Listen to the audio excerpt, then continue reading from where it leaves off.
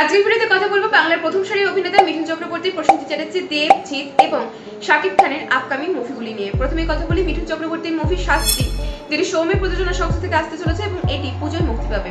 এর পরবর্তীতে মিঠুন চক্রবর্তী রাজ চক্রবর্তীর সাথে একটি ছবি করছেন, যেটির শুটিং পর্ব এখন চলছে এবং অফিসিয়াল অ্যানাউন্সমেন্ট এখনো রিলিজ পায়নি। পরবর্তী আপডেট জিৎকে নিয়ে। জিৎ বর্তমানে খাকি দ্য বেঙ্গল চ্যাপ্টার ওয়েব সিরিজের শুটিং করছেন এবং এটি একটি হিন্দি সিরিজ যা নেটফ্লিক্সে মুক্তি পাবে। কিন্তু এই সিরিজের পর তাকে কোন ছবিতে দেখা যাবে? সম্প্রতি তার বুমেরাং মুক্তি পেয়েছে। এরপর খাকি দ্য বেঙ্গল চ্যাপ্টার মুক্তি পাবে ডিসেম্বরে।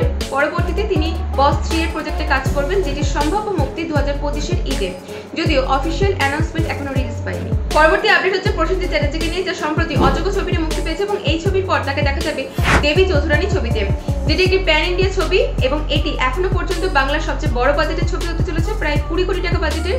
প্লাস এই ছবিটি বাংলা, হিন্দি সহ আরো বেশ কিছু ভাষায় পুজোতে মুক্তি পেতে চলেছে। পরবর্তী আপডেট হচ্ছে দেবকে নিয়ে। দেব সম্প্রতি ভোট নিয়ে বেশ ব্যস্ত ছিল, যে কারণে তার পরবর্তী ছবির শুটিং ডেট বেশ পিছিয়ে গেছে বা রিলিজ ডেট পিছিয়ে গেছে, যে কারণে তার লাইন আপ বেশ বড় হওয়া সত্ত্বেও এই বছর তার প্রথম ছবি মুক্তি পাচ্ছে পুজোতে, সিরিজ পরিচালিত টেক্কা। তার পরবর্তীতে অভিজিৎ সেনের সাথে একটি ছবি আসতে চলেছে বড়দিনে এবং খাদান ছবির শুটিং পর্ব এখনো বাকি রয়েছে, যা 2025-এ মুক্তি পাবে।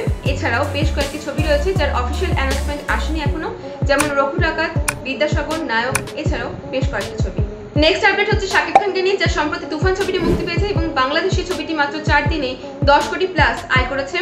এই ছবিটির পর তাকে দেখা যাবে দরদ ছবিতে, যেটি একটি প্যান ইন্ডিয়া ছবি এবং ভারত এবং বাংলাদেশের যৌথ প্রযোজনায় নির্মিত।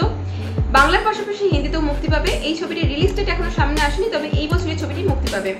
আজকের ভিডিওটি এই পর্যন্তই। ভিডিওটি ভালো লাগলে অবশ্যই লাইক, শেয়ার এবং কমেন্ট করতে ভুলবেন না।